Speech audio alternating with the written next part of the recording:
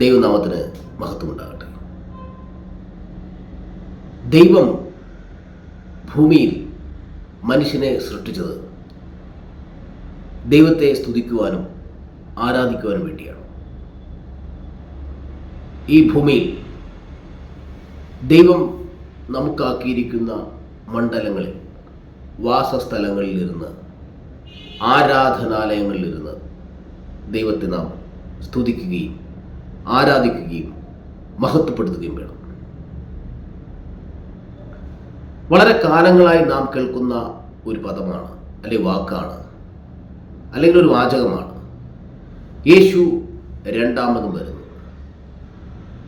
2000 വർഷങ്ങൾക്ക് മുമ്പ് കാൽവരിയുടെ കുലക്കളത്തിൽ മരണപ്പെട്ട് 3-ാം നാൾ ഉയർത്തെണീറ്റ യേശു ഈ 2000 വർഷങ്ങൾക്ക് ശേഷവും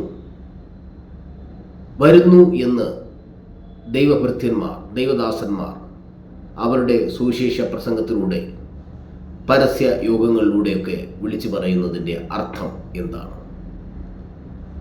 മനുഷ്യരാശിയെ മാറോട് ചേർക്കുവാൻ, അല്ലെങ്കിൽ മനുഷ്യരാശിയെ നിത്യത്തിലെത്തിക്കുവാൻ മഹോന്നതനായ യേശു ആഗ്രഹിക്കുകയും അതിനായി ഒരുങ്ങി വരികയും ചെയ്യുന്നു. യേശു ഒരുങ്ങി വരുമ്പോൾ അതേ ഒരുക്കം നമുക്കും ആവശ്യമാണ്.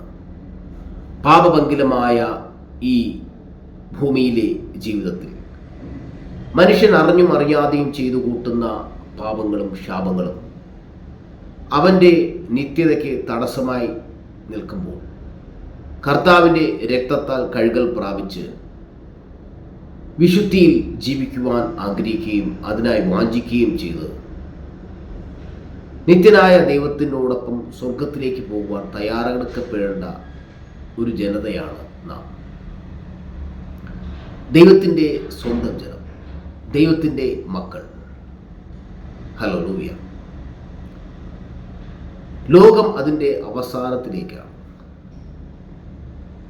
യുദ്ധങ്ങളും പട്ടിണിയും ദാരിദ്ര്യവും ഭൂകമ്പങ്ങളും അങ്ങനെ ഒത്തിരി നരകപരമായ ഒരു ജീവിത പശ്ചാത്തലത്തിലേക്ക് മനുഷ്യനെ കൊണ്ടിടുകയാണ്.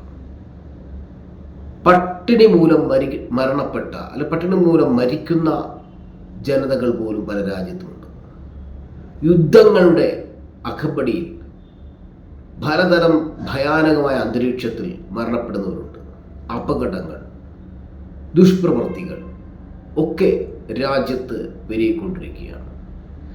കേരളം, ഭാരതം, ലോകരാജ്യങ്ങളെല്ലാം തന്നെ ഒരു പ്രത്യേക അവസ്ഥയിലൂടെ കടന്നു പോവുകയാണ്. ചൂടായാൽ കൊടും ചൂട്, മഴയായാൽ കൊടും മഴ. പ്രകൃതിയുടെ ആ സന്തുലിതാവസ്ഥ തന്നെ താറുമാറായതുപോലെ ഇത്തരമൊരു അവസ്ഥയിലാണ് ദൈവത്തിൻ്റെ വരവിൻ്റെ പ്രസക്തി.